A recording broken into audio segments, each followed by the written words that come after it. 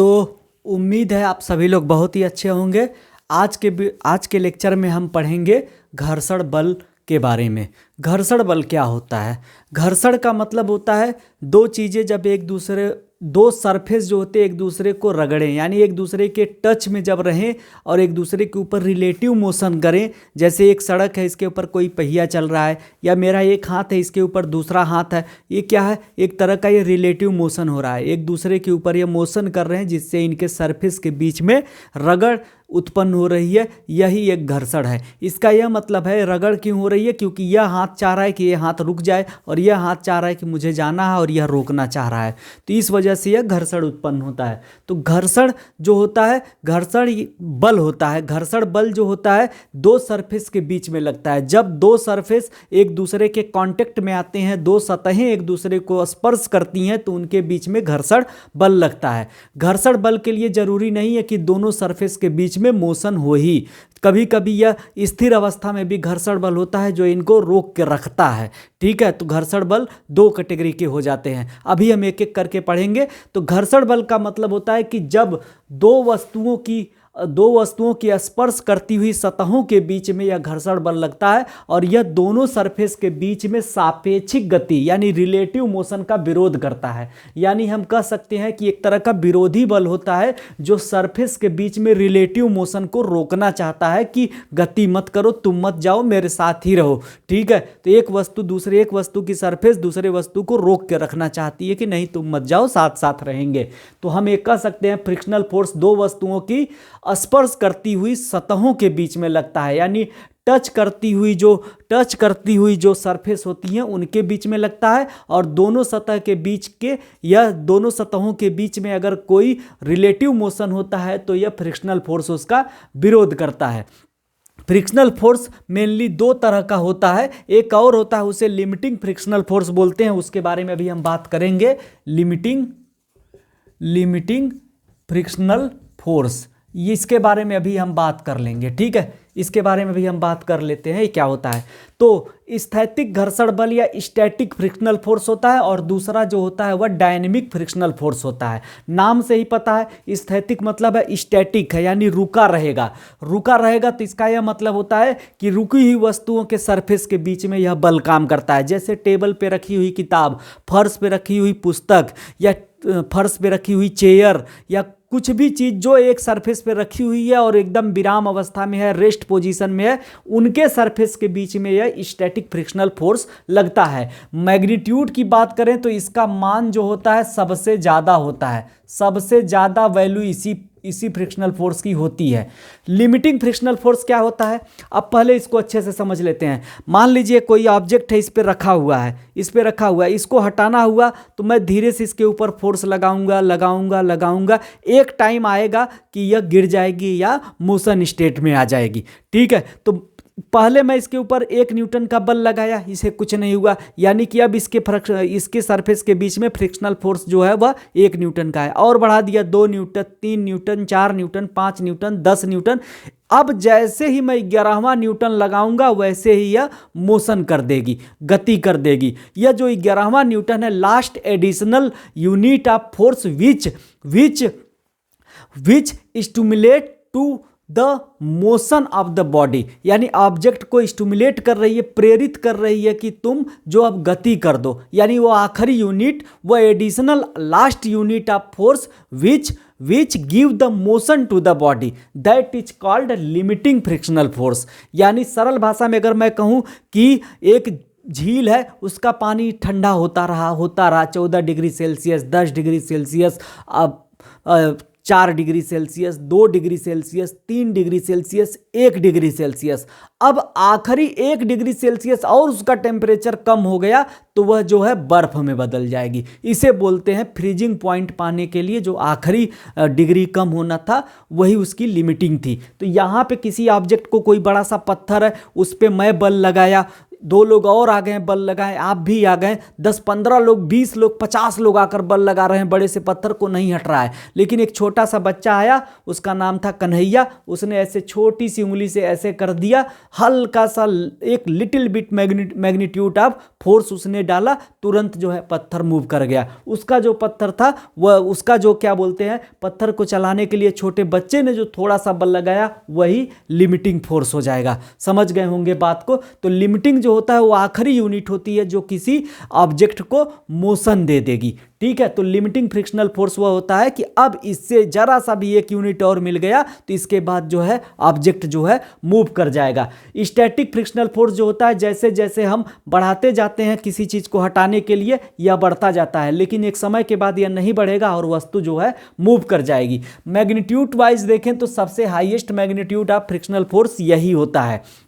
इसके बाद आ जाता है dynamic frictional force. Dynamic frictional force हमेशा गतिशील वस्तुओं के सरफेस के बीच में लगेगा, या एक सरफेस स्टैट हो, दूसरी सरफेस उस पर मूव करे। एक होता है कि जैसे मान लीजिए कि हम ट्रेडमिल पे दौड़ रहे हैं, हम भी दौड़ रहे हैं, ट्रेडमिल भी दौड़ रहा है। जैसे शॉपिंग मॉल वगैरह में सीढ़ियां होती हैं तो उस पर खैर हम लोग खड़े हो जाते हैं, वो लेके चला जाता है, लेकिन ट्रेडमिल सबसे अच्छा एग्जाम्पल है। मैं ठहरा रहा, जमीन चलने लगी, तो मैं भी चल रहा हूं, यहाँ पे जमीन भी चल रही है। यह क्या होता है, जब दोनों वस्तुओं के सरफेस के बीच में मोशन हो तो वहां पे डायनेमिक फ्रिक्शनल फोर्स लगेगा, या फिर कम से कम एक सरफेस जो है वह मोशन स्टेट में हो। कम से कम एक सरफेस का मोशन स्टेट में होना जरूरी है। जैसे सड़क पे कोई गाड़ी चल रही है तो कम से कम गाड़ी के पहिए जो है मोशन कर रहे हैं, सड़क स्थिर है। ये दोनों कंडीशन बना देता है। यह 2 तरीके का डायनेमिक फ्रिक्शनल फोर्स या गतिक घर्षण बल होता है। एक होता है स्लाइडिंग फ्रिक्शनल फोर्स और एक होता है रोलिंग फ्रिक्शनल फोर्स। एक छोटा बच्चा है, वो एक टायर पा जाता है, उसको गोल गोल रोल करके घुमा रहा है, तो यहां पे जब ये टायर घूम रहा है तो टायर की छोटी सी सरफेस का एक छोटा सा हिस्सा जमीन के साथ या सड़क के साथ टच कर रहा है और यह जो है गोल गोल घूम रहा है।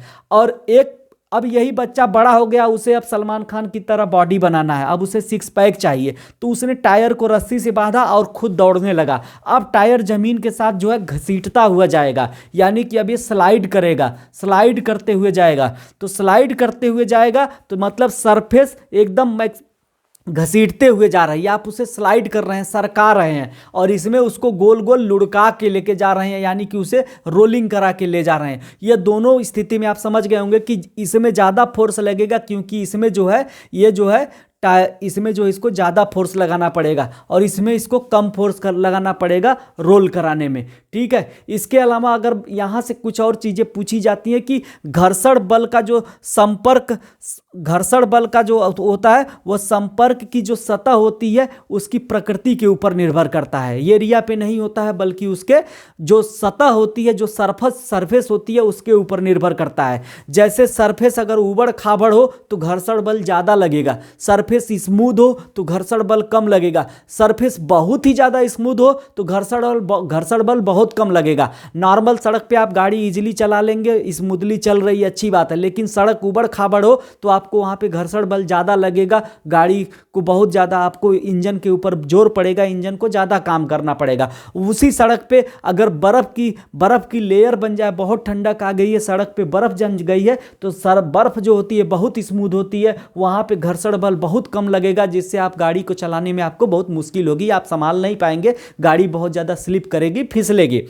दूसरा पॉइंट होता है कि जो ठोस मटेरियल होते हैं उनके सरफेस के बीच में घर्षण बल ज़्यादा लगता है, ठोस और लिक्विड मटेरियल के बीच में घर्षण बल थोड़ा सा कम लगेगा।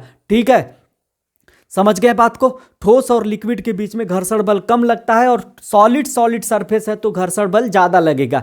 इसी वजह से मशीनों में लुब्रिकेंट्स डाल दिए जाते हैं। ठीक है, तो लुब्रिकेंट्स, अगर सरफेस के बीच में कोई लुब्रिकेंट्स या स्नेहक डाल दिया जाए तो घर्षण बल कम हो जाता है। मशीनों में ऑयल वगैरह डाल दिया जाता है ताकि कल पुर्जों के बीच में लिक्विड रहेगा तो फ्रिक्शनल फोर्स जो होता है वह कम हो जाएगा। तो स्नेहक के रूप में आपसे पूछा जाएगा कि ग्रेफाइट क्या करेगा, घर्षण बल को कम करेगा। ग्रेफाइट जो होता है यह स्नेहक या लुब्रिकेंट के तौर पे इस्तेमाल किया जाता है जो घर्षण बल को कम कर देता है। इसके अलावा सबसे कम फ्रिक्शनल फोर्स किसका होता है तो वह रोलिंग का होता है। रोलिंग फ्रिक्शनल फोर्स सबसे कम होता है। इसीलिए आप देखेंगे कि गाड़ियों में या ये मशीनों के अंदर बॉल बेयरिंग लगाई जाती है, इसके अंदर छोटी छोटी बॉल लगा दी जाती है, जिसकी वजह से घर्षण बल एकदम कम हो जाता है। बॉल बेयरिंग में अब जो है ये बॉल जो होती हैं या रोटेट करेंगी बड़े इजीली ये रोल करने लगेंगी। जो छोटी छोटी बॉल लगा दी जाती है, बेयरिंग होती है ना, उसमें बॉल लगा दी जाती है ताकि रोलिंग करेगी तो हमें कम से कम फ्रिक्शनल फोर्स मिलेगा। तो रोलिंग फ्रिक्शनल फोर्स सबसे कम मैग्नीट्यूड का होता है और स्टैटिक फ्रिक्शनल फोर्स सबसे हाई मैग्नीट्यूड का होता है। फ्रिक्शनल फोर्स का उपयोग क्या होता है, बहुत ही जरूरी होता है। अगर फ्रिक्शनल फोर्स नहीं हो तो सड़क पर वाहन जो है फिसलने लगेंगे, चलना मुश्किल हो जाएगा। हमारे पैरों और फर्श के बीच में फ्रिक्शनल फोर्स नहीं होगा तो हम बैलेंस बना के चल नहीं सकते हैं, दौड़ नहीं सकते हैं।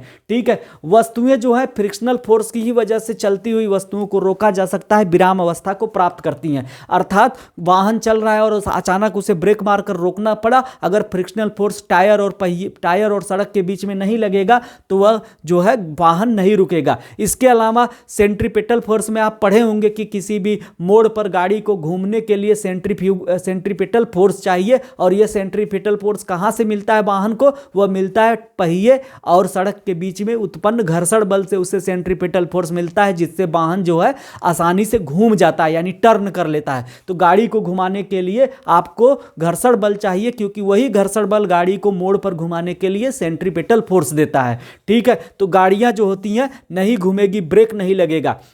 अगर घर्षण बल ना हो तो हमको हल्की सी छींक भी आएगी, तो छींकते समय नाक से हल्की सी छींक बाहर आएगी और उसका जो रिएक्शन फोर्स होगा, प्रतिक्रिया बल होगा, जो न्यूटन का थर्ड लॉ है उसके अनुसार हम बहुत पीछे चले जाएंगे। सीटी बजाएंगे, मुंह से हवा निकलेगी और हम बहुत पीछे मोशन करके चले जाएंगे, तो हमें बहुत ज़्यादा गति मिल जाएगी। अगर फ्रिक्शनल फोर्स नहीं होगा तो छींकना और सीटी बजाने पे भी हमको बहुत ज़्यादा गति मिल जाएगी।